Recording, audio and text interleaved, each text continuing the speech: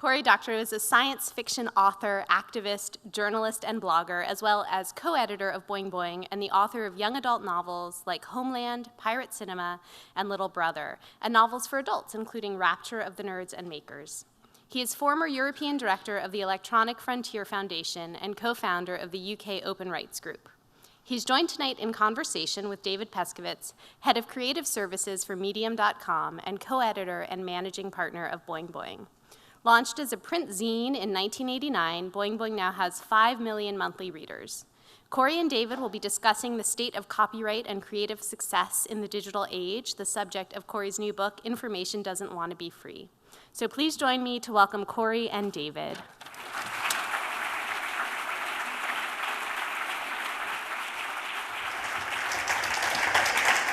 Thank you. Hi, folks. Thank you for giving a miss to the giant Pokemon match tonight and coming out to see us. I hope the local squad is victorious, though. And just so you know, I'm not actually checking the score. I have my questions on here. Right. We want to actually subvert the law or the rule here that was take no pictures and don't record any audio, because you're welcome to take any pictures. Record the audio. If you feel Stop compelled. Stealing my copyrighted photons. Exactly. You're welcome to record our voice and distribute it as you see fit and remix it if you feel so inspired to do so. Thank you so much. I'm really happy to be here with my friend of so many years, and he's family to me, and also my business partner. Cory, so we'll have plenty of time for questions. I have some to ask. The new book, which, as they said, is not officially out yet, but it is, I think, here tonight. And I say this honestly, it's an absolutely fantastic book. It's the crispest, most lucid and provocative arguments that I think I've ever read from Cory. And believe me, I've read a lot of arguments externally and internally from Cory. But I want to start actually with, you can't judge a book by its cover, but you can tell how much it's going to cost. But you can also be provoked by the title here. My roots, and in a way, Boing Boing's roots are in the early cyberculture of San Francisco, but before that, even in the sort of Whole Earth catalog, Stuart Brand was a big influence on Boing Boing, the print zine, and Stuart famously said that information wants to be free, and it also wants to be expensive, to paraphrase him. The exact quote is in this book. And I remember, Cory, when you first said to me, we occasionally would say that, and you finally said, information actually doesn't want to be free. Yeah. And I didn't really understand what that meant, and then you made a whole book explaining to me what that meant. So can you tell us what that actually means? In 100 words or less. Yes. Yeah. Well, I've been arguing about this stuff and being an activist about this stuff and kind of running around the world and fighting about this stuff for more than a decade now. And everywhere I went, people characterized this as a fight about whether information wanted to be free. And I had never heard from information on the subject, so I couldn't be clear on this. So to get to the bottom of it, I invited... You finally heard from information? Well, I invited information for a weekend in Mendocino. And we checked into a lovely B&B, but we went out by a lake. Was there a hot tub? We built a sweat lodge. And... we had a sweat, and we cried about our parents. We drank some really nice oaky Chardonnay. That was ayahuasca, bud. That's right. And then information. At the end of it, he gave me this long, kind of soulful hug, and I smelled the wood smoke in his hair, and I felt his stubble rasp against my cheek. And he whispered his confession to me. He said, "Cory, all I want from humanity is for it to stop anthropomorphizing me." Because information doesn't want anything, right? But when you live in a society where buildings are just giant computers that we keep our bodies in, and cars are giant computers that whip us down the road at 80 miles an hour, and the hearing aids that we're all in line for because we grew up with iPods and Walkmans are going to be computers that go in our bodies, and they're going to either, depending on their regulatory model, faithfully relay sound to us or relay it to someone else, or make us hear things that aren't there, or not hear things that are there. When we have policies that say if you're accused of watching TV the wrong way, you can have your internet access taken away, and with it, you're a lifeline to the whole digital world. It's pretty clear to me that the most salient fact about this struggle is not whether information wants to be free, whether or not it does, but about the fact that people want to be free, and that you can't make people free in the 21st century without access to free and fair information infrastructure. So these are some ideas, while that saying in the title of the book is relatively new, these are ideas that you've been exploring for a really long time, both privately in your work as an activist, your work with EFF, and also very publicly on Boing Boing. You know, I've become a big supporter over the years of both EFF and Creative Commons. My interest in Creative Commons was spurred by conversations with you early on.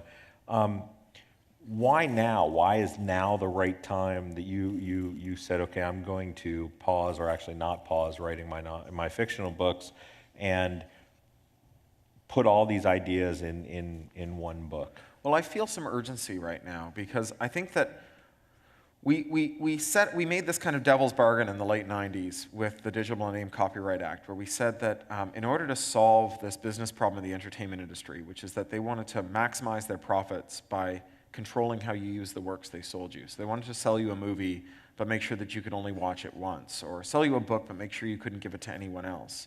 And we solved that problem by letting them put digital locks or digital rights management on these creative works. And then we made this law that said it's against the law to remove the lock. And it's against the law to help people remove the lock. And what that means in practice is it's against the law to tell people if the devices they rely on have a flaw, because that flaw can be leveraged to remove the lock. If you want to install software on your iPhone that Apple didn't sell, you first start by finding a bug in the iPhone, and then you exploit that to get control of the operating system so that you can trick it into letting you install software of your choosing instead of software that came from the Politburo down in Cupertino. And whether or not you think it's fair or not fair to install third-party software in your iPhone, a prohibition on telling you about bugs in your phone makes you horribly vulnerable, because your phone isn't just a thing that you listen to music on and make the occasional phone call with. It's a portable tracking device that has a camera and a microphone and a location sensor, and it knows who all your friends are and what you talk to them about, and it knows where you talk to them, and it knows how to get into your bank account and what your doctor emailed you and what your lawyer's email is, and it you take it into the bathroom and you take it into the bedroom with you, where its camera and microphone can be covertly activated, and not knowing whether or not your phone is intact, has its integrity intact, is a matter of some critical urgency in a way that it may not have been when we were just passing laws that said, oh, you're not allowed to jailbreak a DVD player so you can play out-of-region DVDs. And the reason that I feel some urgency about this now is not just convergence, not just the fact that we're living in a kind of Internet of Things world where everyone's predicting gestural interfaces and voice interfaces. And if you think about that, what that implies is that there will be not 1 square inch of your house that will not be covered by a microphone and a camera, right? So ensuring that those things are your servants and not your master is pretty important. But because that model is metastasizing to other domains, right? So the FBI and the Attorney General last week started to call for backdoors to be put into cell phones, because Apple and other companies in the wake of the Snowden revelations are starting to encrypt all the storage in the phones by default. And so they want to have a backdoor that they can use to get into it. Well, there's not really any such thing as a backdoor. All a backdoor is a program that you don't want on your phone that you're not allowed to remove, right? It's a program that a cop can use to say, unlock this thing that otherwise can only be unlocked with Cory's permission. And leaving aside the potential for abuse, which is terrible, right? Anyone who can impersonate a police person can gain access to this stuff. The police officers of other countries will use it to gain access to their dissidents' software, their dissidents' personal communications. Leaving aside all of that, the only way to stop you from uninstalling the program that when you ask it to stop letting the police listen in on your conversation, instead of saying, yes, master, it says, I can't let you do that, Dave, is to prohibit telling people about flaws in the device. Because if there's a flaw in the device, if there's a bug in the device, then you can figure out how to leverage that to take control of the operating system and remove it. Maybe not you personally, but someone will, and they'll post it on the internet, and then you'll download those instructions, right? We can encapsulate expertise now in software and in instructions. And it's not just the FBI. You may have seen in the New York Times that there's 1 million people in America driving subprime cars that were where the money to borrowed to drive them, to buy them, was through a subprime loan. And all of those cars are fitted with overrides for the ignition switch, so that if you miss a payment, they can send a wireless signal to your car and shut down the ignition. And leaving aside how kind of gross and abusive this is to poor people, YouTube is full of videos explaining how to remove these things, because it's implausible to think that you can put a thing in a device that belongs to your adversary, and that your adversary won't, in the comfort of their home with access to all of their tools, and this includes like bored grad students with electron tunneling microscopes, won't figure out how to unscrew up this device that you have screwed up for them. So YouTube is full of videos explaining how to remove this, because it's not hard. But again, if Congress was willing to give the entertainment industry a law that says, if you tell someone how to watch TV the wrong way, you're a felon, why wouldn't they extend that law to, if you tell someone how to steal a car, you're a felon? And so I really worry that this model is going to metastasize, and that we're right now at this moment where the world of computers as faithful servants to us is about to be turned on its head into a world of computers that control us. We used to argue about whether we would end up in Kafka's world or Orwell's world. Now it looks like we can get both by way of Huxley, that our entertainment technology can drive us into this like totalitarian nightmare that makes dystopian science fiction look positively optimistic. And this is my professional opinion as a dystopian science fiction writer. Well, you mentioned the Internet of Things, and I think it's worth diving into that a little bit before we get into, what's sort of the Trojan horse of this book is about creativity and Sure. how to survive as an artist in the digital age. But cyberspace is as Bill Gibson coined the term, I think in '84 or so, it's a played out term, and cyberspace is no longer this place we go to through our desktop or our mobile devices, but it's this sort of overlay on top of our existing reality. And when that happens, when things start to have smarts, when we have this Internet of Things, when this chair can tell somebody when it's been moved, or when your coffee cup can tell you that it's cold, or your plant can tweet to you that you're thirsty, that raises all kinds of other issues around this DRM issue, where people are talking about digital rights management and this idea of, it's really just about preventing you from copying people's material. But really, it's about much more than that when you're talking about the Internet of Things. Yeah, I mean, the idea that your property or the things that you rely on shouldn't do what you tell them, albeit occasionally by asking you if you're sure first, because you might ask them to do something that on its face is a bit silly sounding, is a really terrible one. And it lends itself to this very sort of cloud, contemporary internet business model where you're not allowed to own anything, right? Owning things is for the 1%, and everyone else is kind of a toiler in the fields of other people. That your device, although you may have bought it and you may think you own it, it's actually only licensed to you, and it's governed by these endless agreements that you may have clicked I agree on them, but only because you were sure that if you read them, you knew that you wouldn't agree, and you still needed to wouldn't understand them. Or wouldn't understand them. Consumer Union once calculated that it would take 27 hours a day to read all the license agreements you interact with in a given day. But it doesn't matter, because they all say the same thing, right? Like, by being dumb enough to be our customer, you agree that we're allowed to come over to your house and punch your grandmother and wear your underwear and make long-distance calls and eat all the food in your fridge, right? And so this idea that every object in our house belongs to someone else in some important way, even if we think we bought it, and can deny us our will and be used to kind of extract monopoly rents from us for their ongoing use.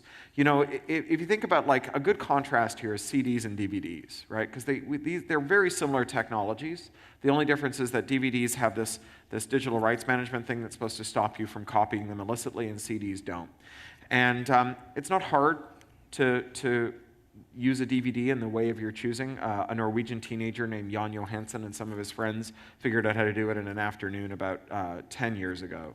And so since then, it's been really easy. You download software like Handbrake, and you're kind of off to the races. But it's illegal, and no one offers a product to do it.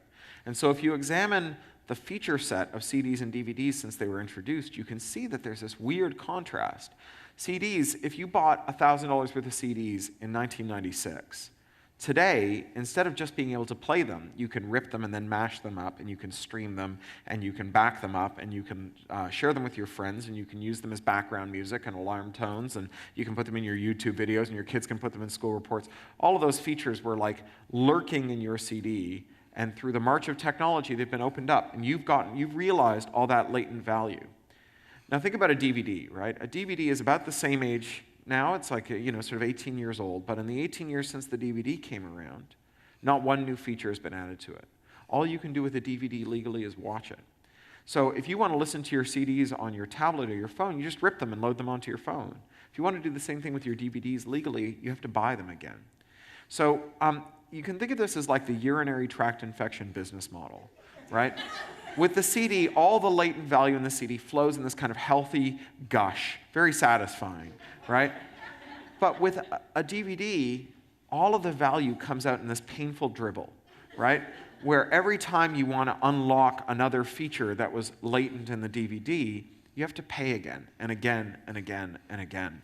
And so imagine that model applied to your fridge and your stove, to your house, to your furniture, licensing a bed for single occupancy only, and being assessed a second payment for double occupancy, right? I remember that's why my dad used to have us wait in the car at the Howard Johnson's when he would check us into a hotel. Kids, you wait here, I'll go get the room key. So this is a really interesting point, right? Absent a law that says it's against the law to tell someone you're Howard Johnson's trick, you would expect that you would reach some kind of equilibrium between terms that were manifestly unfair and the cost of enforcing them. So if you have a rule that everyone who hears about it thinks, gosh, that's just unfair, let's see if we can figure out a way around them, then you will have to spend more money to make sure that people follow the rule. And you reach this equilibrium where the cost of ensuring people follow the rule and the profits that you get by having this abusive rule kind of reach a level between them. And that's kind of what we think of as a natural business model. It's inconvenient enough that there's some money to be made by you, but not so inconvenient that people figure out how to get around the whole system altogether. But once you say, Uncle Sam will devote as many tax dollars as it takes to shutting down anyone who explains how to get around your rule, you invite people to write the most farcical, abusive rules that you can imagine, right? Because if you don't have to pay for your enforcement, if you can externalize that to wider society, then every person gets to be a rentier. Every person who starts a business gets to be someone who owns things for a living instead of making things for a living, and just extracts rent and rent and rent from all of their so-called customers, who instead of being customers are kind of patrons who have to return over and over again. It's the kind of end game of the Thomas Piketty singularity, right? It's a world where the people who own things get to be the only people who ever own things, and the things that fill your house are things that you merely are tenants of. But I also think that besides the fact that just the absurdity of actually not owning the things that you buy, there's also a danger to these things. When you're talking about being able to, a car being a computer that you drive around in, or a device a medical implant that you have inside your body that's really a wireless computer, it raises actual potential for very bad things to happen when there is essentially DRM present in these technologies. Oh, sure. Well, there's sort of three orders of mischief we can imagine, right? The first one is that the duly constituted authorities might abuse their power, right? So you give the police the power to pull over your self-driving car in order to avoid car chases, and then police people who are not entirely honest or upfront, or police officers in Syria or Iran or Russia, they abuse this power to extract money from people under illicit circumstances. So that's the first one. The second one is that someone impersonates the duly constituted authorities, right? So, or inveigles the duly constituted authorities to give them the tools to impersonate them. So, those dramas you've seen where the detective sees a license plate of someone they want to chase up and they call their friend down at the station house to find out whose license plate that is. And no one who watches that goes, that's crazy. No cop would ever go to a police-only database, look up a piece of information, and give it to someone who wasn't a police officer. There's no way that would happen. Of course it happens. It happens all the time. In the UK, we just had this massive hacking scandal where tabloid reporters were giving shockingly small sums of money to police officers in exchange for the information they needed to hack the personal cell phones of the royal family, their staff, celebrities, and government, as well as murder victims and their families. And so this is totally plausible, right? That either someone will figure out what the police officer's password is, or they'll get a police officer to tell them what the password is, and then your car will be pulled over or driven to a secluded place. And if it's not your car and it's your prosthetic leg, maybe it'll even walk you somewhere that you don't want to be, right? And then there's the third problem, which is that if in order to preserve the police officer's power to make your car pull over to the side of the road, we have to make it illegal for you to know if there's a flaw in the control systems for your car, well then you get to what we have now, where when a flaw is discovered in, say, an operating system like Windows, the people who discover it weaponize it. And they do things like scan all the IP addresses on the internet looking for vulnerable machines, and they just take over all the machines that are vulnerable. And then they do things like check to see whether any of them are doing anything that looks like a financial transaction from which they could harvest banking details, or if any of them have cameras with which they could spy on people, or whatever, right? So you don't even have to be ever doing anything personally that's particularly interesting or makes you a juicy target. You could just have unpatched firmware in your car or your fridge or your thermostat or your house or your prosthetic leg or your hearing aid. And if it's against the rules to tell you that there's a flaw in that so that we can preserve someone's app store business model or make sure that the police can always have their override, then you are in line for mischief from the duly constituted authorities, from the people who impersonate them, and from crooks and spies and whatnot who use the fact that these bugs, that these devices become long-lived reservoirs of bugs, of pathogens, to exploit you opportunistically, not because of anything that's particularly juicy about you, but because you're just one person who can be a target of an automated attack.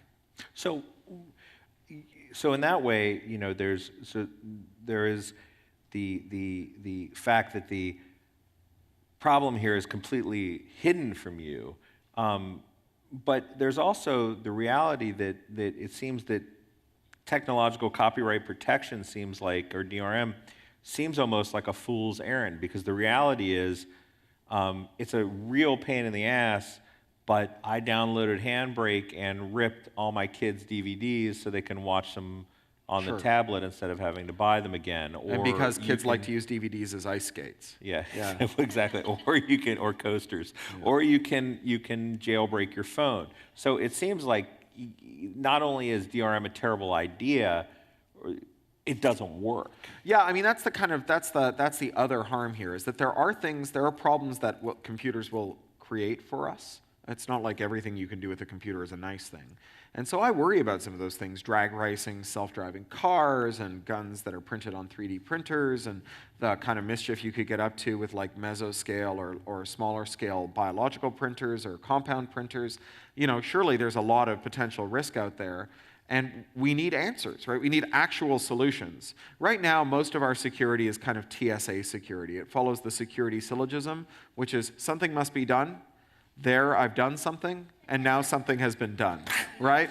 And where there are real risks, right? Not terrorism, which like the mortality from terrorism is like a rounding error, and terrorists aren't 100-foot tall laser beam shooting ninjas. They're just sad, deluded people who mostly blow themselves up. But where there are actual like risks of mortality that are significant social challenges, we want actual solutions. Not non-solutions that generate government pork, not non-solutions that are red meat for your voting base at election time, but solutions that solve our problems. And so, the thing about this business of locking people out of their computers is that bored grad students with electron tunneling microscopes inevitably figure out where the lock is and remove it. And then they tell everyone else. And every time. Every time, without fail. The only time you see these digital rights management systems that are intact is when the same thing that they're protecting is also protected by a weaker system. And so someone's just gone and broken that one instead, right? They are broken historically, like in an afternoon by a bored teenager, right? And not because the people who make them are idiots, but because they're being asked to make water less wet, right? Making computers worse at copying or making the general purpose computer capable of only running all of the programs except for the one that you fear or that causes so you. Before you go on, that's what I want to get at is this idea, this war that you've talked about against general purpose computing, and what is a general purpose computer? Yeah. For those who... So, during World War II, we got two really important innovations in technology. Basically, we spent a lot of money trying to figure out how to kill people better, and we came up with some really cool technology in the process of doing that, which is weird. So Alan Turing, who was, this great genius of computer science and cryptography, who worked at Bletchley Park in the United Kingdom, along with the Polish mathematicians he worked with, and Hungarian mathematicians like János von Neumann, who worked at the Princeton Institute here in America, they developed the modern computer as we know it. And before they came along, if you wanted to solve a computational problem, you built a computer that solved that problem. You'd build a vote tabulating computer, and you'd solder all the connections together, and you'd make a computer that solved that problem. When you wanted to solve another problem, you'd basically build another computer. Or maybe you wanted to calculate ballistic tables or whatever. And sometimes you might build a computer that could do 2 or 3 kinds of problems. What Turing showed and what von Neumann showed was that you could build a computer that could solve every problem that could be expressed in symbolic logic, right? All of them. We call that the Turing complete computer. And it's amazing. And actually, as miraculous it was when it emerged, and if you think about it, right, they merged all possible machines into one computer. The amazing thing now is that we can't seem to stop making Turing-complete computers. Like, oftentimes people who want to do something very lightweight want to make a programming language that's not Turing-complete, right? You might make a social media service, and you might want to let people animate glittery unicorn GIFs. It is pronounced GIF, at the top of their page. And so you make this lightweight scripting language with 4 commands in it to make the unicorn dance at the top of the page. And then inevitably, without fail, that year at DEF CON or Black Hat or Chaos Communications Congress or one of the other hacker conferences, someone will get up on the stage and they'll go, you know that lightweight unicorn dancing programming language that you created with only 4 commands? I figured out how to hack a fully Turing-complete programming language out of them, and I wrote a virus in it. Right? Inevitably this happens. We can't stop making Turing completeness, right? Magic the Gathering, the collectible card game, is Turing complete. You need a very large deck, and it runs slowly. But you can compute everything that can be computed, provided you have a lot of patience and maybe enough cards that you would run out of planet to store them on. You can compute anything that can be computed with your Magic the Gathering deck with Turing complete computing. What we don't know how to make, what we have never figured out how to make, what we're no closer to making now than we've ever been, is Turing complete -1, right? A computer that can run every program except for the one that lets you copy a file illicitly, or print a gun, or drag race your car, or print out crystal meth from your compound printer. We don't know how to make that computer, and our closest approximation is the computer that has spyware on it, right? The computer that when you try to install third-party software on your iPhone, checks to see whether you're doing something on the naughty list. And if you are, intervenes to stop you from doing that, right? And that's really conceptually totally different from the computer that runs all the programs except for the one that you like, because it can still run all the programs. It's just got a vulnerability that's been introduced to it at the factory, a program that you're not allowed to know about, that you're not allowed to shut down, and whose flaws must be protected at all costs lest you figure out how to drag it into the trash. And that is a really dire state of affairs, because as computers are now in the center of all that we do, right? Everything we do today involves the internet, and everything we do tomorrow will require it. All of our problems will continue to have computers in them. And the social forces that gave rise to a Congress that was willing to say, oh, just put spyware on all the computers and solve your problems, those social forces haven't gone away. They're stronger than ever. And as I said, with the FBI asking for backdoors in phones, the subprime industry and their lockouts on ignition, there are more calls than ever to adopt this model into more domains. So with that basis of understanding of DRM and these technologies that prevent you from doing what it is that you want to do with your computer and what your computer is in fact capable of, How does that tie to the subject of the book, the real Sure. subject of the book, which is as a creative individual, how you can actually live as a creative individual in this age? Sure. Well, so the book is structured around these 3 laws. And first tell why 3 laws, 'cause I So think that's yeah, a great story. it started. I was giving a talk in New York at the Tools of Change conference, which is this great publishing conference O'Reilly puts on, and when I speak in North America, especially at the start of any visit, my first talk is always a bit hallucinatory because it usually follows a night of horrible jet lag because I'll have flown over from the UK. It's not the case right now.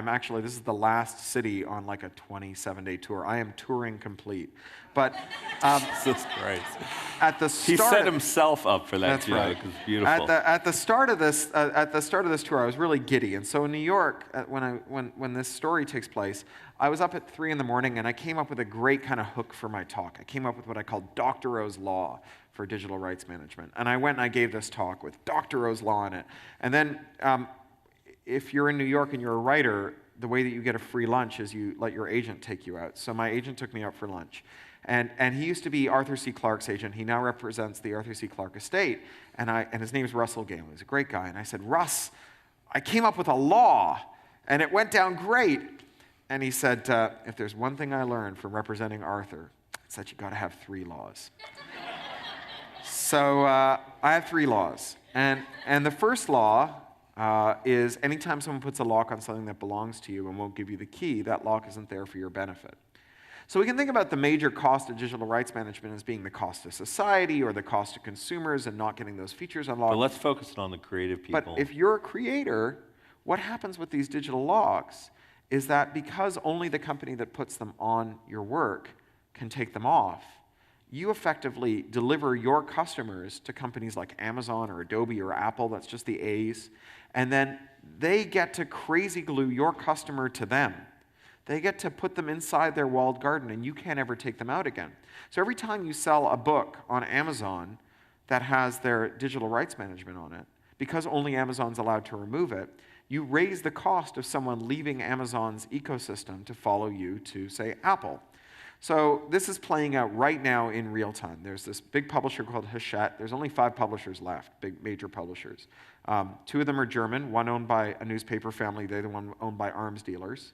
One's American, one is French, Hachette, and Hachette's also owned by an arms dealer, but one that never read its Sun Tzu really clearly because they completely made this giant tactical blunder with Amazon.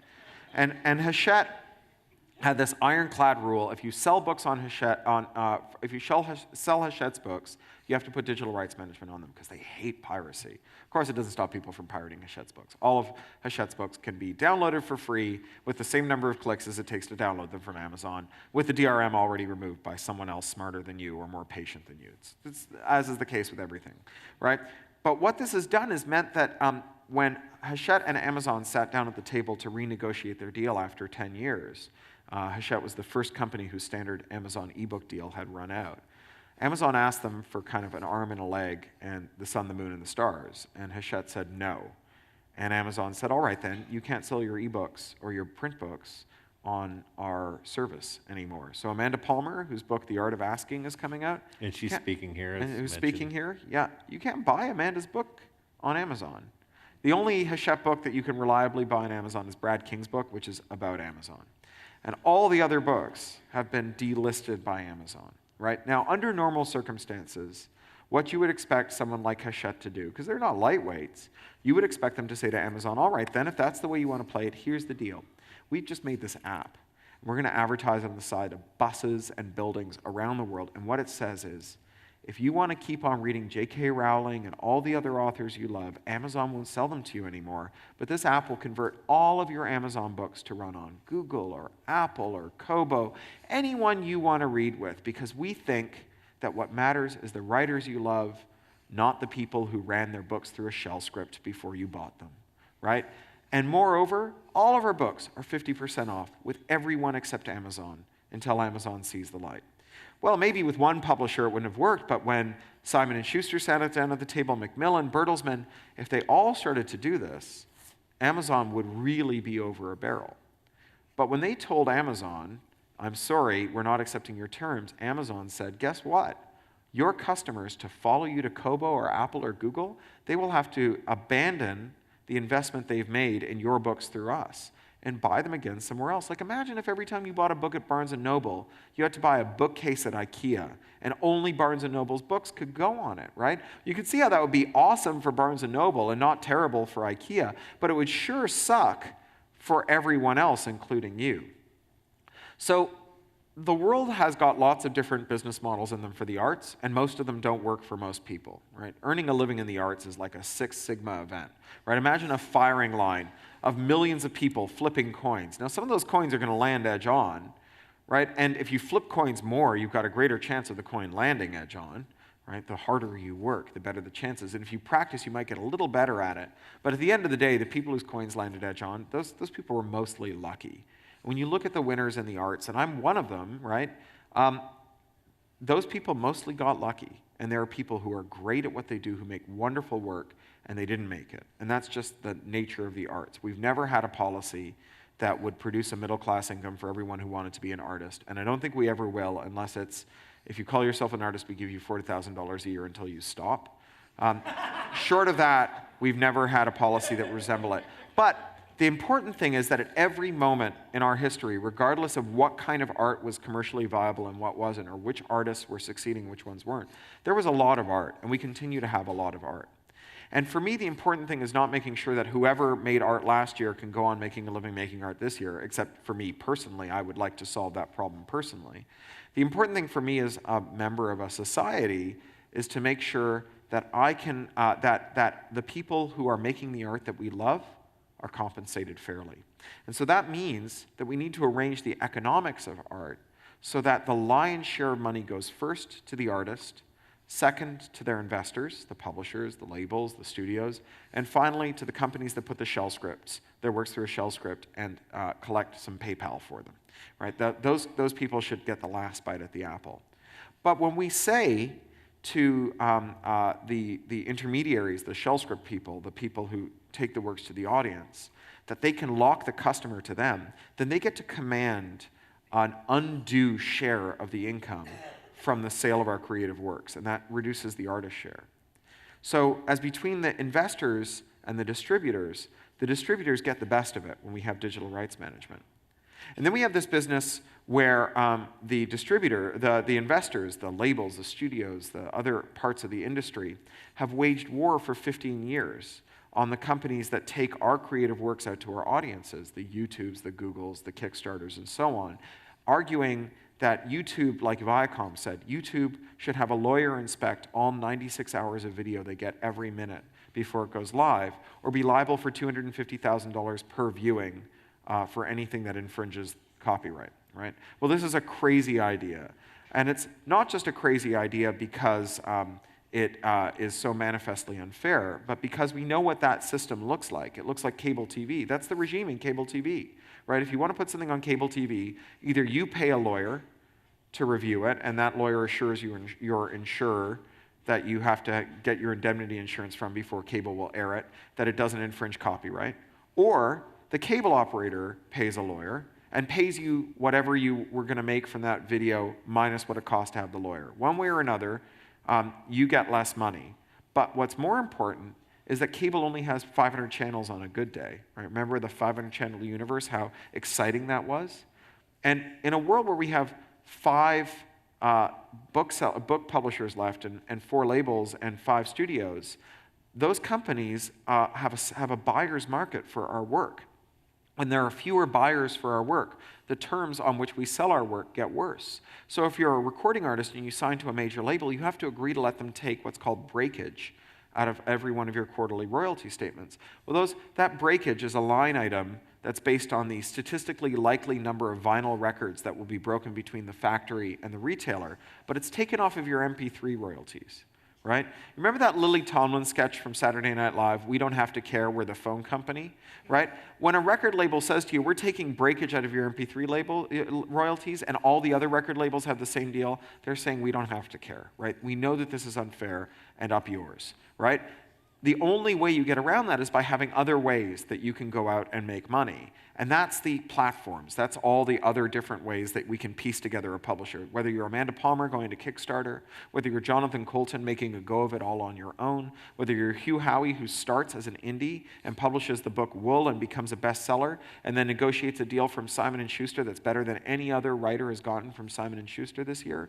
All of those things show you that the independent sector is the competitor of last resort for people who are trying to sell their works through the investor class and out to the audience. And the more disorganized, the more of those companies there are, the more chaotic they are, the better a deal we get from them. And the better deal that we get from the indie sector, the better the deal that we'll get from the commercial sector too, because they have to offer you a deal that's better than the one that you would likely get from the indie sector. Otherwise, you will walk out the door and build your own publisher out of Kickstarter, Google, PayPal, and whatever else is lying around, right? So what we end up with is this system that's supposed to protect our copyrights and our incomes, but is instead being used to raise the price of entering the market to provide services to us, so that there are fewer competitors for our business, so we get a worse deal. So look at YouTube, right? When YouTube started, two guys in a garage, the canonical Silicon Valley story, right? Two guys in a garage, some servers, off they went. They didn't have to build a $300 million copyright infringement detection system like they have now to get out the gate. But if you want to compete with YouTube, you've got to start with $300 million in your pocket to build the copyright infringement detection service, which is why we don't see any really big competitors to YouTube, why YouTube dominates and continues to dominate. And while Google is a spunky competitor in some fields, it is totally not above deciding to use its might and muscle and its lack of competition to extract monopoly rents from the creators whose works it publishes, it effectively introduces to audiences. So for example, Google is rolling out this streaming music service to compete with Spotify and Pandora. And they put the 4 major record labels into a room with them, and they hammered out a deal that works for the majors. And then they said to the indies, you will take the deal that the majors agreed to, whether or not it works for you, or you can't advertise your music on YouTube anymore. You can't upload music videos to YouTube anymore. Right? And that's the only way that people find music these days. It's the major channel. And so the indies have discovered that the new boss is the same as the old boss. Right? When there's no competition, then you get people who behave anti-competitively. I don't think markets solve all of our problems, but it seems really clear that even though fame won't make you rich, no one will ever buy your stuff if they've never heard of you. And if all the ways that people can hear of you are locked down by the same companies, then you will be in this buyer's market as a seller, and you will get less money too. So those are really the two key things to remember if you want to make sure that the creators are primarily benefited, and then the publishers, and then finally the distributors, is that we need to have a robust competitive system where everyone wants our business as creators so we can play them off against each other to get a better deal. And then the people who we choose to invest in our work have to exist in a world where they can take their ball and go to someone else's court if the distributor decides to try and lock them down. And right now we have the opposite policies. That has been to the enormous detriment of the people who make the work that we love. And I think that we can fix that without having to impose this dreadful burden of surveillance and censorship on the internet that, after all, is primarily not a video-on-demand service, but is the nervous system of the 21st century. Right? With 96 hours of video every minute being uploaded to YouTube, even if you take all the movies and TV shows and all the commercial video ever produced, that's just the first month. Right? And everything else is something else. It's all of that communication that matters to us. And some of it is communication of enormous moment. Oakland BART shootings, the Umbrella Revolution, Ferguson. And some of it is trivial and banal. It's the world of YouTube comments and cat videos and banal tweets and Facebook updates.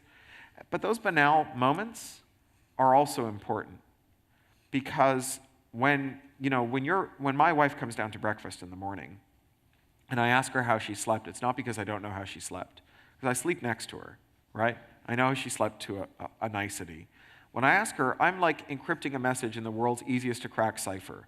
And I'm saying, how are you? I care about you. I see you. I love you. You matter to me, right? It's a really simple message. But everything in our world that matters is built up out of these tiny little moments. When someone says to you, it's a boy, I got the job, I got fired, I got in, they kicked me out, I sold it, it didn't sell, it's terminal. The reason those things matter to you is because they sit on top of this rich hummus of tiny, seemingly banal moments.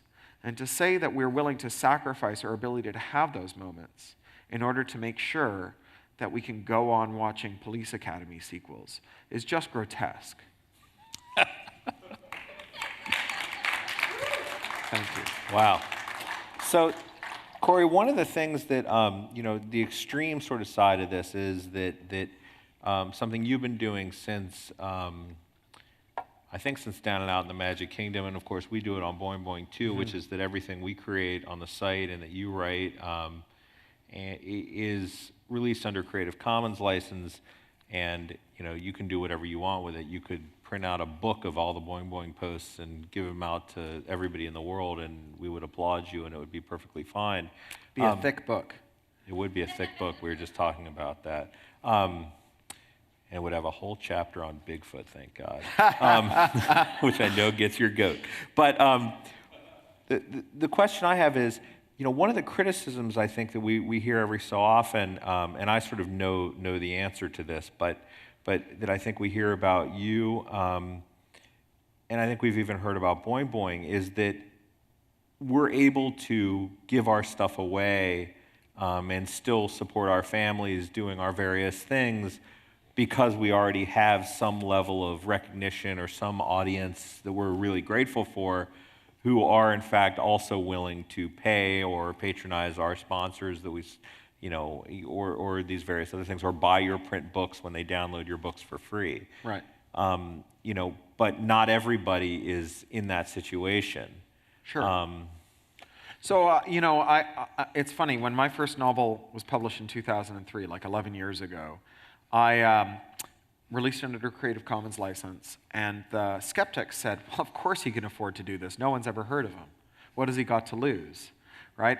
And now that I have my most recent book, But One, the book that came out 2 weeks ago, In Real Life, is #3 on the New York Times bestseller list, people say, well, of course he can do that. Look at what a following he has, right? You sort of can't win. I think the thing to remember is that almost everything that everyone's ever done in the arts failed to make any money, and in fact probably lost money. But that in today's world, the number of clicks that it takes to get something for free is exactly the number of clicks as it takes to pay for it. And so ultimately, whether or not you have a Creative Commons license, people who pay you choose to pay you instead of getting it for free. And if they don't know now how to get it for free, they will next year, right? Like, the amount of expertise in the world about how to use the internet is not going down anytime soon, right? And so all those payments are voluntary, and there's lots of ways to convince people to pay you, right? You can scare them, and that's been a big entertainment industry tactic. In the UK, we have these trailers before our movies that start with, "You wouldn't steal a car," and they show like people, going to jail, right? So you can scare them, or you can guilt them. I work hard too. Why don't you give me money? You're taking money out of my kids' mouths. Or you can try and build a reciprocal relationship based on generosity and trust, and you can do all of those things. You can even combine some of those things. But it's really, and I'm not going to take a position on to which one works best. I'm just going to take a position on which one doesn't make you into a jerk, right? And finding a way that you as an artist and the people who are moved by the art that you make can form a reciprocal relationship of trust and generosity is a remarkable thing. And I don't know if I would have done better or worse without the Creative Commons licenses. I don't have a time machine that I can go back with and run an A-B split where I release the same books without them. So I have this uncontrolled experiment. And all I can say is, so far I've done okay. And I've done okay to the tune of being able to support myself from my writing in London, which is one of the most expensive cities in the world. We're not rich, but we own a small flat, and we have a little bit of retirement savings, and we don't worry about going hungry at the end of the month, which puts us in a pretty high bracket, on the global scale. And certainly for artists, we've done very well. And if you ask me today to kind of put my hand on my heart and swear as to which factor was most dispositive in putting us there, I would say it was luck more than anything else. And I think that any artist who is honest would say the same thing. But on the way to getting lucky, I've also not had to tell my audience that they were thieves for doing what I've done all my life, which is copy everything I could lay my hands on and find ways to combine art, even if the people who made it didn't know or agree, to try and amass giant collections of reference material that are part of my artistic influences that I use in my own work. I pay for stuff now because I have money, and when I didn't pay for stuff, I still consumed it. All the way back to in junior high when we were playing Dungeons and Dragons, and one of us had a parent that had an unlocked photocopier at their office, and so that's how we all got our Dungeons and Dragons rule sets. That's always been in my life, and it feels liberating to be able to say, rather than when I did it, it was my artistic development, but when you do it, you're a crook, to say we all do it, right? It's just part of the human condition. 4 billion years ago, molecules figured out how to copy themselves. We are descended from them. Things that don't know how to copy, things that don't make copies have a technical name. We call them extinct. Newborn babies who've never seen their tongues, you stick your tongue out at them, they'll stick their tongue out back at you because we copy like we nuzzle for the breast. Amateurs plagiarize and artists steal. And the fact that you're doing to me exactly what I did to everybody who influenced me when I was learning my craft is totally okay with me and more than okay. And so, at least not having to participate in the rubric for surveillance and censorship keeps my soul intact, even if someday it might cost me my income. And I don't know, I think the jury's still out on that. I think, while if making a living from the arts is a Six Sigma event, making a living from the arts until retirement is 2 Six Sigma events multiplied. And I have no idea if that'll continue to be the case. And if I have to get a real job in order to do what I can to bequeath to my daughter a free and fair world, then I will. Last question before we take some audience Sure. questions, Cory. Are you optimistic? Yeah, that's a great question. I am a skeptic about optimism and about pessimism, because I think optimism and pessimism are by way of making predictions. And I think science fiction writers who make predictions about the future are like drug dealers who sample their own product. It never ends well. I don't like predictions because they imply to me that the world is on rails and we are headed for a future that we can predict, as opposed to a future that will change based on what we do. So rather than being optimistic or pessimistic, I'm hopeful. Hope is why, if your ship sinks in the middle of the open sea, you tread water. Not because realistically you have much chance of being picked up, but because everybody who was ever picked up treaded water until someone came to get them, right? It is a necessary but insufficient prerequisite for survival, hope. And so I wouldn't ask you to be optimistic or pessimistic about the future, but what I will ask you to do is to be hopeful and to translate that hope into action. So we live in the real world, and in the real world we make compromises every day, and those compromises are really tough when we think about them, right? So you might have a fruit-flavored mobile device from Apple, and it may let you make a lot of great phone calls, but it's also a company that has made digital rights management its alpha and omega. And you may have Comcast cable, which delivers you your internet, which is your lifeline to the digital world, but that company is taking the retained earnings from your cable bill and using it to destroy network neutrality. And you may love Netflix because they have such an amazing collection of so many great videos, but they've also inveigled the World Wide Web Consortium to put digital rights management in HTML5 into the standards of the web, so that our browsers and everything controlled by our browser will be long-lived reservoirs of pathogens that can be used to attack you. And I'm not going to ask you to stop that, right? It's hard enough to be a vegan. I don't use Facebook. I'm a Facebook vegan. But eschewing everything, eschewing everything that is making the world a worse place is like being a breatharian, right? It's impossible. You know the breatharians, they claimed you could get all your nutrition from deep breathing. But then they found like the leader eating like a Burger cheeseburgers. King Whopper. Yeah. Right? You can't be a breatharian, right? So I'm not going to ask you to be a breatharian, but instead I'm going to ask you to maybe add up all the money that you're spending, the people where you're spending it are using some of that money to destroy the future that we need if we're going to solve any of our other problems. Because solving the internet is not our most important problem, it's just our most foundational one. Because every other fight that we're going to have about race and gender and economic equity, all of those fights are going to be fought on the internet. And without a free and fair and open internet, we've lost those fights already. So if you're giving money every month to these companies, add it up, and then pick a fair percentage. You know, if you go to church, they want 10% tithe. This woman, Denise Cooper, is an old free software advocate. She asked people to make it 100%. Maybe you pick a number in between there. Take a number that seems fair to you and pick an organization, the American Civil Liberties Union, the Electronic Frontier Foundation, the Free Software Foundation, Demand Progress. I mean, there's so many of them, thank goodness, because it used to be that there were only one or two. Now there's Fight for the Future and the Open Rights Group and openmedia.ca and La Quadrature de Net and so on and so on. So many of them. Pick one or pick several and hedge your bets. You know, hedging isn't just for hedge funds. Hedge your bets, hedge your future, and give a little bit to one of those organizations that's working really hard to overturn the bad stuff that those companies do, because they do good stuff, right? iPhones are very elegant little pieces of pocket candy, and Netflix has got some great movies on it, and Comcast does deliver packets through which much of our happiness is delivered.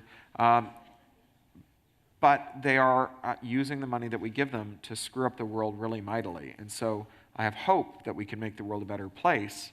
And the way that I express that hope is by committing myself to the project. And I commit myself both in my time and in my money. And I hope that you'll do the same. Awesome. Thank you. I think we have time For some questions. Take a couple questions. I've noticed my Q&As tend to be a bit blokey, so I've been alternating gender. Blokey is London for dudes. Duty. If you don't identify with either, just put up your hand whenever. So. I'm not a dude. All right, excellent. But I wanted to ask you, my husband's an author, and he told me he read a tweet and someone said, every single author I know, 100% of them hate their publishers. How do you feel about self-publishing? He loves Tor, I'll tell you that. And McSweeney's. How do I feel about self-publishing? So I tried some self-publishing. I did a little short story collection called With a Little Help. That was this kind of extremely ambitious experiment. It did pretty well. Normally, I think the last two short story collections I've done made like, the first one made like 10 grand and the second one made 20 grand. With a Little Help made about 30 grand. I published the books for it, the finances for it, net. So that's a healthy sum of money. But it was a lot of hard work to get it out there. And my conclusion, having done it, was that most of it was not work that was nearly as fun or as profitable for me as just writing. And so having done that, I'm not eager to do it again. I'm probably going to do some more limited editions, because that was the really fun part. I did these little hand-bound leather editions where the end papers were unique paper ephemera from writers that donated it to me. I had, like William Gibson's report card or something? No, Kathy Koja's grade 2 report card, something from Bill. I forget what I got from Bill. I got Jay Lake's cancer diagnosis, and they were bound. Each book was different and had these bound into them. And I'd love to do more of that. But I think when I see people who self-publish, the question that the ones who I think are going to regret it have not asked themselves is, why would anyone care that this book exists, right? And if they have asked themselves, they're often kidding themselves. They haven't gone to the field to assemble observations about why people care about books, and then formulated a falsifiable hypothesis about why someone would care about their books, and then brought their books into the world, and then modified their hypothesis based on new evidence, which is the only way you can do it. Publishing is not writing. It can be satisfying in its own way. We publish Boing Boing, and it's super satisfying. But if you want to write, it might be worth your time and money to allow someone else to retain a lot of the net price of your books in exchange for you not having to do it. On the other hand, if you love doing it, then I can't think of any reason why you shouldn't, especially if you have a good theory about how to reach your audience. Um, wherever you'd like. Oh, You've got the general idea Yes. now. Okay. Heterosexual male. All right. Go ahead. I would like you to talk for a minute, if you could, about work. I got a 22-year-old kid who plays an accordion in front of Whole Foods, and a 25-year-old daughter who writes a blog for money. And they tell me that in order for us to make it, we're going to have to find a way to disaggregate the right to food, shelter, and clothing from doing work, because there's not going to be enough work to go around. What are your thoughts, if any? That's certainly an exciting and challenging proposition, and there's lots of people who've talked about this in the context of automation, right?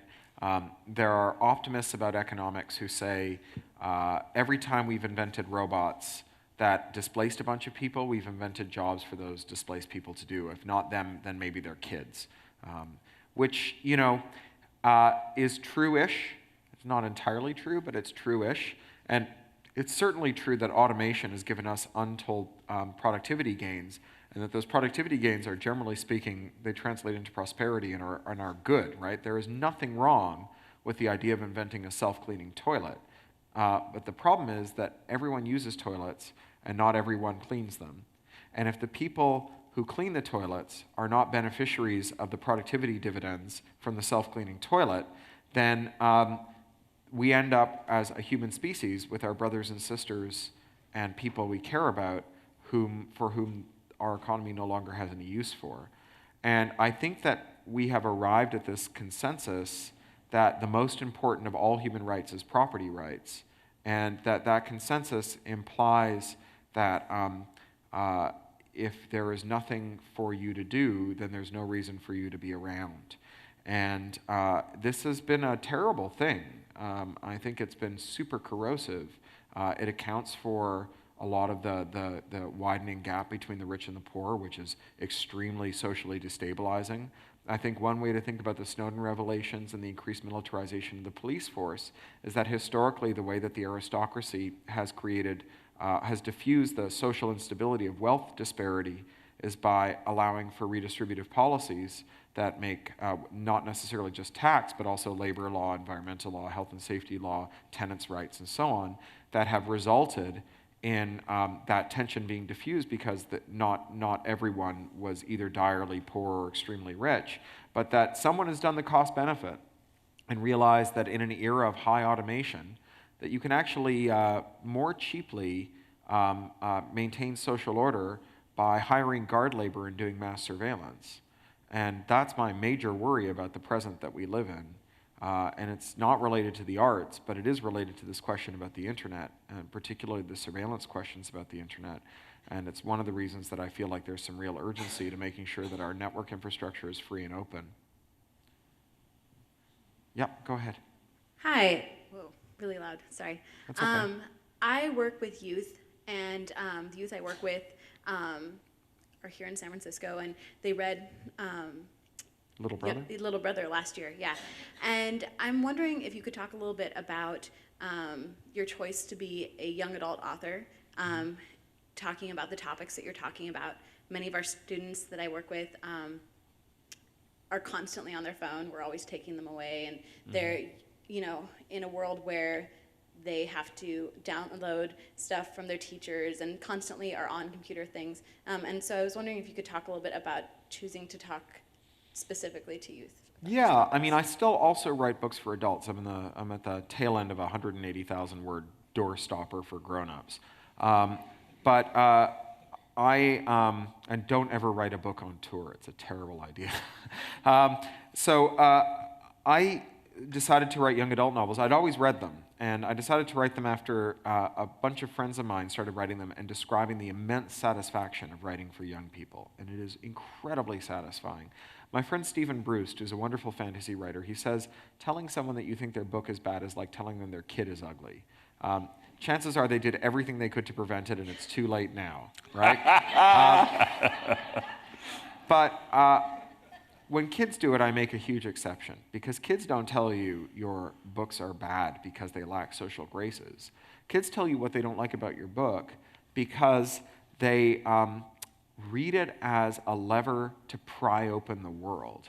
And they are engaged in sincere argument with the book and with its author because they want you to help them in this project of prying open the world and figuring out how it works. And it's an incredible honor to be in that position.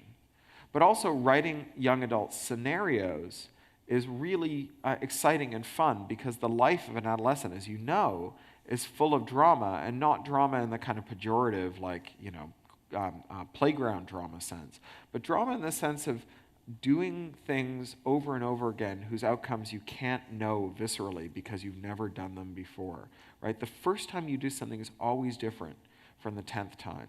And adolescents do these incredibly brave and reckless things like telling lies of consequence or telling truth of consequence or doing something noble for a friend.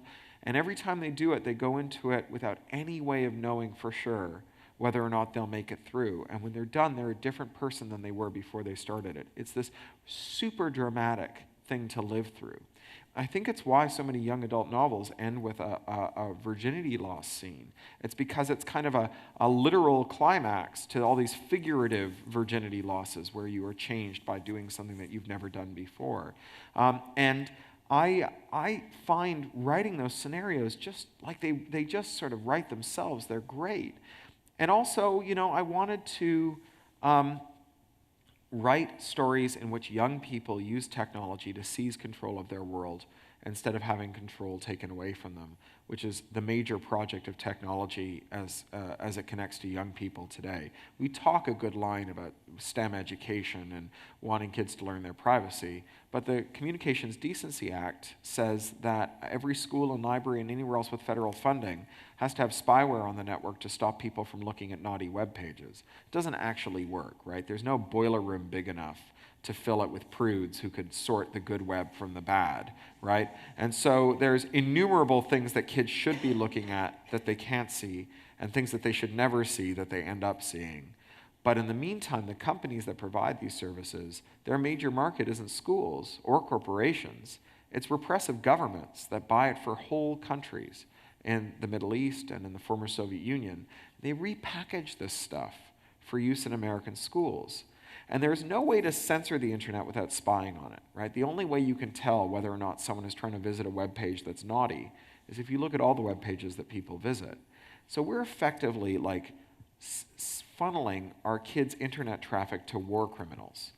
And if they take a single affirmative step to protect their privacy in school, we bust them for it, right? So telling kids that their privacy matters, while at the same time spying on them and telling them that the act of their privacy matters worth a damn, they're busted, is like telling them not to smoke while you light one off the one you're about to stub out in the ashtray, right? Grown-ups' actions speak louder than words.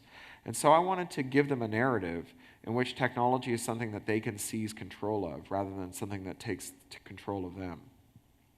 Question right here. Let's take this, make the last one because we're already in. Sure, okay. Okay, it's always really intense to hear you speak, and thank you for your work. Thank you.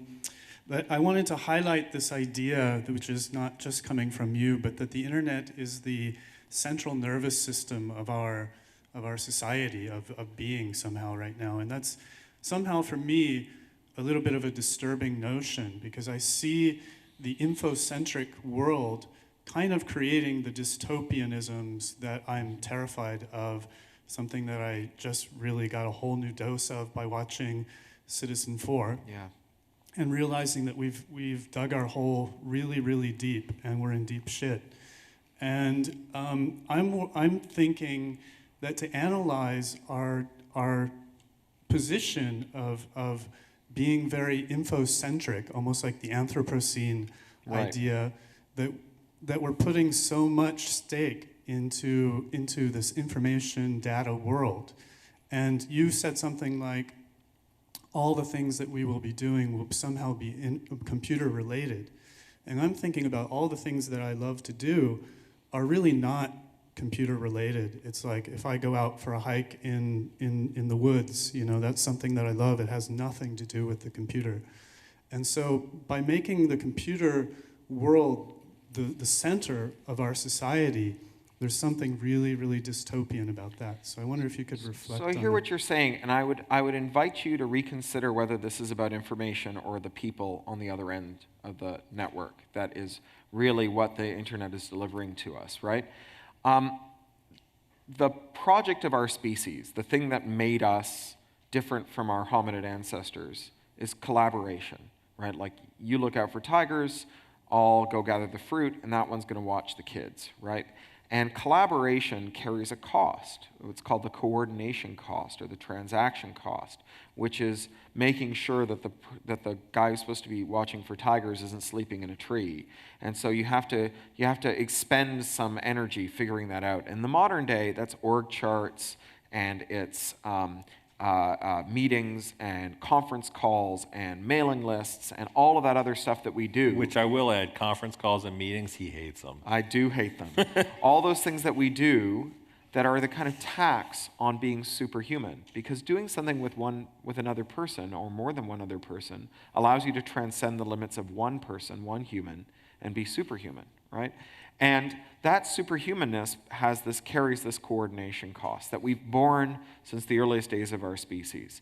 And it's why, Ronald Coase won the Nobel Prize for Economics in 1937 after writing The Theory of the Firm, where he sets this out, the idea that every institution exists only to reduce transaction costs, whether it's the mafia, the Vatican, the US government, the army, or IBM, right? That's why they're there. And if you can reduce coordination costs, you can allow groups of people who don't have a big formal institution and who are less hierarchical and who have to defer their will less to other people to do more. And so now we can build operating systems and encyclopedias with the kind of organizational connective tissue that we used to bring to bear to run a big bake sale, right? And this is an amazing thing. Like, if you want to understand how amazing it is, imagine that we could build skyscrapers, which are about the same order of complexity as an encyclopedia, with the same tools, right? Where we would say, I have an empty lot, and if you have any structural steel or architectural drawings or office furnishings or conduit or tools or welding rods lying around, just come and do whatever looks right to you, right? And when it's done, instead of getting an ungovernable mess of junk, you would have the world's greatest skyscraper, and everyone could take one home with them, right? That's what we've managed to do by adding networked communications to our lives. It's not to look up facts, right? It's to coordinate with other people to do things that make you superhuman. That's why the internet has become so central to our lives. That's why the telecoms industry has always been at least 2 and sometimes 4 orders of magnitude bigger than the entertainment industry. Because content isn't king, conversation is. Content's just something to talk about, right? And so when you say hiking in the woods is not a networked activity, it is, to the extent that you can go hiking in the woods with a lot less infrastructure, which is mostly about making sure that people know where you are and they can find you if you disappear. You can use a lot less infrastructure to get you from A to B if you have access to network communications. Like, you can just, as you arrive and before you go off grid, send a quick text that says, I'm headed into the woods. If I'm not back in a couple hours, come and get me. Right? Whereas before, you might have had to round up someone and tell them exactly where you're going and not be allowed to change your mind if it turned out that something was washed out. You get these degrees of freedom because we can coordinate more cheaply. And I agree that one of the costs of this has been that it's allowed big institutions to coordinate more cheaply and to expand their reach. So the NSA doesn't have to decide who to spy on anymore. They just spy on everyone. But it's also given us the power to resist them in ways that we've never had before through both cryptography and the ability to coordinate to use it in order to chase back these forces of reaction and control. Thank you guys so much. Thank you very much. Thank you, David. Cory's going to be signing books out in the front. This is a good one, I'm telling you. Oh, that's nice. And it's sold out its print run, so this is your only chance to get a first edition.